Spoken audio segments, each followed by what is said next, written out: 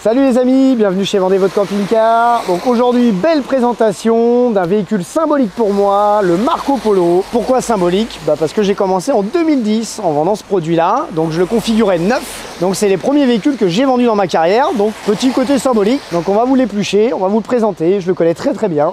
Sous le soleil de Normandie. Allez, c'est parti, on y va. Donc on va commencer à l'extérieur au niveau des options. Voilà, parce que c'était des options effectivement. Peinture métallisée, donc on est sur du beige cendré, donc c'est une très belle couleur. Pareil, ici on a intégré donc les feux LED qui était une option, donc qui apporte quand même un look assez sympa. La calandre elle était déjà comme celle-ci, et jante aluminium. Jante aluminium, on est sur du 17 pouces, il faut savoir que d'origine c'est 16 pouces en jante tôle. Ça donne quand même un côté très homogène. Ce que j'aime beaucoup c'est sur le porteur Mercedes. Derrière vous avez donc vitres surteintées.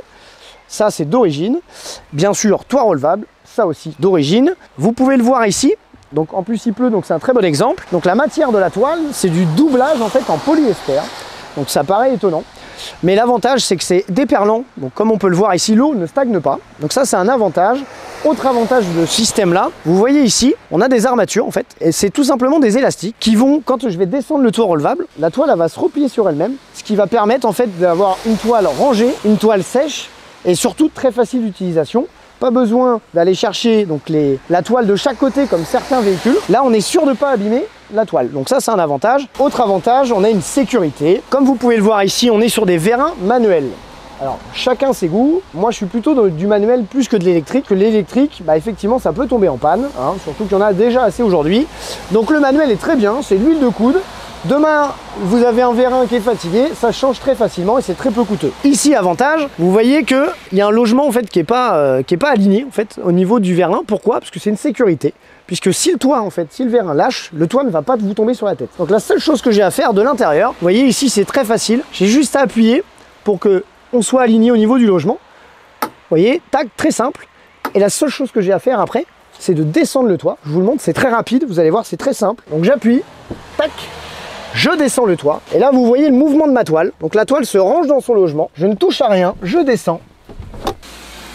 Et le toit est descendu en 10 secondes. Pas de toile qui déborde, simple, efficace, il y a 2 crochets de sécurité qui permettent de verrouiller le toit. Donc nous voici à l'intérieur, donc comme on peut voir, c'est très clair, c'est très lumineux. Comme on peut le voir, on est sur des banquettes noires. Pourquoi je vous dis ça? Parce qu'il y avait la possibilité aussi d'avoir un intérieur clair, donc comme le mobilier ou comme ici le textile là, donc ça faisait ton sur ton. Donc le client avait décidé de mettre un intérieur noir, qui je trouve pour moi, à mon goût, qui est plutôt une bonne chose, c'est moins salissant, ça dure un peu plus dans le temps quand même. On vous laisse 2 choix, c'était pas une option, voilà, c'était un choix client de base. Donc pour rappel, on est sur un produit en boîte automatique, en 2 litres 2, 163 chevaux. Donc la boîte automatique, bien entendu, était une option, et le 2 litres 2 aussi, puisque ça commençait en 150 chevaux. Donc 163 chevaux, bon rapport qualité-prix je trouve. On peut l'avoir aussi en 190 chevaux. On appelait ça le 250 Bluetech à l'époque. Donc pareil, option, donc on avait le choix de tout. Donc là voilà, 163 chevaux, boîte automatique. À penser qu'on est sur un produit en propulsion et pas un produit en traction. Particularité par rapport à un Volkswagen, un California. Ça permet d'avoir un bon confort routier. Alors il y aura toujours des gens qui préféreront la traction à la propulsion. Et bien sûr il y a de l'assistance en cas de freinage et surtout en cas de pluie pour les gens qui pensent que les voitures dérapent. Donc on est sur un véhicule qui fait 2 tonnes 2 à vide, plus ou moins 2 tonnes 195 à vide. Donc c'est un véhicule qui est assez lourd, donc qui est vraiment voilà, bien ancré au niveau du châssis. Au niveau de la conduite c'est très bien, c'est très confortable et très silencieux. Donc on va regarder la partie cuisine. Parce que la partie cuisine, vous pouvez apercevoir ici, tout est vitré. Donc c'est très joli. Donc on a 3 compartiments. Premier compartiment, hop, on a l'évier. Ici on a 30 litres d'eau propre. Donc ça va assez vite. Après on reste sur de la dinette, sur des véhicules vraiment en utilisation week-end ou courtes vacances. Ici, plaque de feu, donc assez espacée. Donc c'est pratique pour pouvoir mettre, voilà, poêle, casserole, c'est pas gênant. Allumage piezo. Donc petite bouteille camping gaz. Les 3 kg, ça suffit amplement pour ce qu'on a à faire. Et dernier compartiment, qui n'est pas des moindres, qui est le réfrigérateur. Donc c'est un réfrigérateur compression qui fait 40 litres, type glacière. Pourquoi? Puisqu'on l'ouvre vers le haut et on peut apercevoir le petit siglage de la marque Westfalia, puisque Marco Polo est fabriqué par Westfalia. Bon point. Petit détail qui fait la différence. Ici, on est sur la banquette. On a envie de se recoiffer, de se pouponner. Vous avez la petite glace de fonction qui est d'origine avec les petits éclairages. Petit clin d'œil. Donc la table du Marco Polo, c'est une table qui est coulisse. Donc elle va sur l'ensemble du rail de la cuisine. Donc ça c'est bien. Et c'est une table qui est pliante. Comment on la plie? Tout simplement, on fait un mouvement ici, un aimant au bout. La table vient descendre. Hop, je me décale. Donc clin d'œil au California, parce que c'est à peu près le même principe. Elle coulisse. et il y a un cran de verrouillage, donc la table ne peut plus bouger. Et là, on a un accès donc à la cuisine, donc un tiroir vaisselle, voilà. Ici, tiroir à couvert. En dessous, donc tout ce qui est casserole, tout ce qui est assez encombrant et haut. Alors, on est sur un fond rigide, donc ça tient et une très bonne charnière. Et le placard coulissant, ici, voilà. Donc cuisine fonctionnelle, donc pour un petit véhicule hein, qui fait 5,14 m si je suis précis. Donc c'est un produit qui est assez compact, donc il y a quand même pas mal de rangement. Petit détail supplémentaire, au niveau de la banquette, vous avez, hop, en plus, 10 rangements. Donc il est indiqué qu'il y a, pour le poids, pour éviter que voilà, ça tire trop sur les charnières, 13 kg de poids. Ça suffit, 13 kg sur 1 mètre par 50 cm. On en met quand même. Grosse différence avec le California, puisque c'est un peu les concurrents directs. Ici, on a une banquette. Vous allez me dire, oui, comme le California. Oui, c'est vrai. On est sur 2 sièges qui sont complètement indépendants. Le California, on est type banquette, un peu type BZ. Là, non, on a 2 sièges indépendants type automobile. Donc, je vous montre pourquoi. Vous voyez ici, donc on a 2 fonctions. Hein. Donc, je peux m'allonger, je peux me mettre en fait comme je veux. Donc, pour les passagers, c'est quand même un confort important. On choisit donc de l'inclinaison qu'on souhaite indépendamment. Et petit détail important aussi, vous avez l'isofix. Donc pour les parents et les enfants, dont je fais partie, c'est très important. Pour le couchage, pas de révolution. Avantage aussi, donc vous êtes sur un véhicule avec des rails.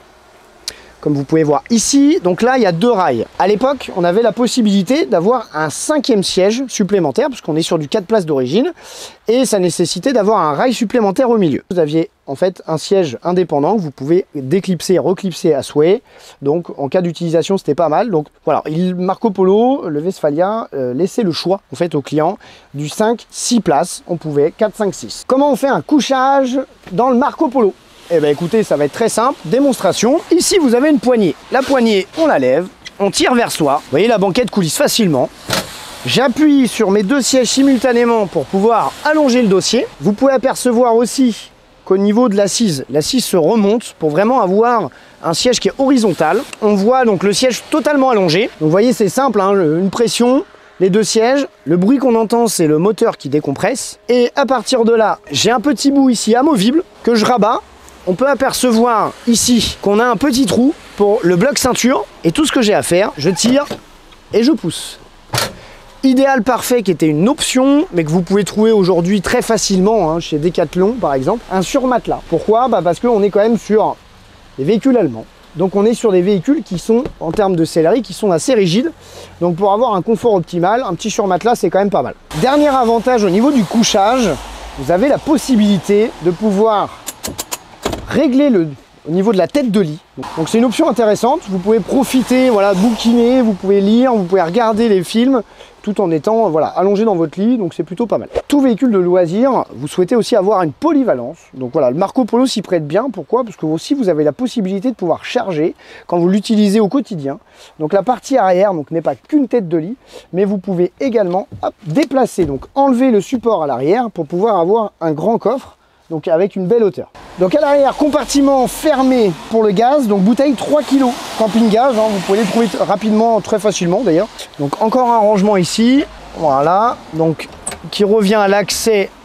Donc là, penderie. Un petit détail également, quand vous le configuriez neuf, vous avez la possibilité d'avoir donc le haillon électrique, mais aussi haillon avec vérin renforcé. Pourquoi renforcé? Parce que déjà le haillon est pas léger, et c'est surtout qu'on peut intégrer un porte-vélo au niveau du haillon. Là, vous avez des vérins qui sont quand même assez balèzes, et ce qui permet d'avoir, voilà, de pouvoir lever le coffre avec les vélos dessus, sans que le vérin descendre, sans que le coffre descende. Donc pareil, en option, ils ont choisi de prendre le crochet d'attelage amovible. Donc pour moi, c'est une option indispensable. Et de série, vous aviez donc les radars de recul avant et arrière. Pareil, petit détail important, douchette extérieure. Donc vous aviez l'option d'avoir le pommeau de douchette extérieure, mais prééquipé en douchette. Donc que eau froide par contre. Mais je trouve ça pratique quand on baroude. C'est quand même pas mal d'avoir un point d'eau en extérieur pour éviter d'abîmer l'intérieur. Donc nous voici sur la partie arrière qui dit zone technique. On a la prise 220, puisque effectivement, comme tout fourgon aménagé et camping-car, vous avez une alimentation en 220 pour recharger la batterie cellule. Et vous avez le remplissage d'eau propre qui, je le rappelle, tout à l'heure j'ai dit 30 litres, mais soyons un peu plus précis, vous avez 38 litres d'eau propre et 40 litres d'eau usée. Donc comme tout véhicule de loisir, je l'ai dit tout à l'heure, vous avez aussi une centrale. La centrale qui permet de pouvoir gérer la partie aménagée, donc le frigo et le chauffage, et bien sûr de savoir la contenance en eau propre, en eau sale, et surtout l'intensité de vos batteries. Pour ça, ça se contrôle d'où? Ça se contrôle d'ici, donc entre le siège conducteur et passager. Donc là, on peut voir ici que ma batterie est à 12,5, donc 12 volts 5. Comment on fait pour utiliser la centrale? Très facile.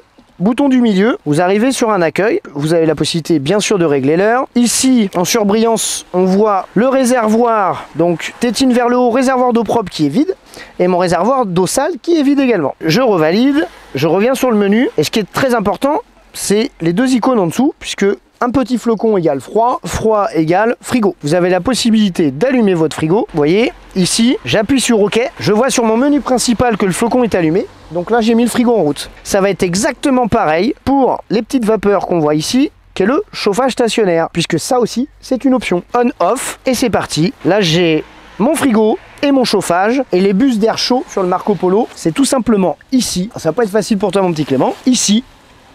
Donc c'est de l'air pulsé. C'est un Webasto, donc Webasto c'est pris sur le gasoil, ça consomme 1 demi-litre par heure à fond, donc ça consomme rien. Puisqu'on a une petite surface chaleur corporelle, isolation, on est sur des produits et sur un chauffage qui est très performant. Pour l'éteindre, on fait le schéma inverse, bien entendu. Donc l'utilisation est très simple. Voilà les amis, on a fait à peu près le tour du véhicule. Donc encore une fois, ça me rappelle ma jeunesse et les bonnes années de configuration de Marco Polo. Voilà, c'est un produit qui est superbe, c'est un très bon châssis. Le véhicule roule très bien, très silencieux, c'est assez économique. Véhicule très stylé, avec de la marque Westfalia, donc pareil. Pour rappel, petite dernière chose, le California était connu puisqu'il était fabriqué par Westfalia, mais depuis 2001, c'est plus Westfalia qui le fabrique, mais c'est Volkswagen. Donc le vrai California d'aujourd'hui, c'est le Marco Polo. Voilà les amis, donc vidéo simple, efficace d'un véhicule voilà, qui me tient à cœur. Donc comme d'habitude, si vous souhaitez des informations, n'hésitez pas à aller sur notre site internet vendezvotrecampingcar.com ou le 06 59 10 00 57 comme d'habitude. Et on vous dit à bientôt. Salut les amis, ciao.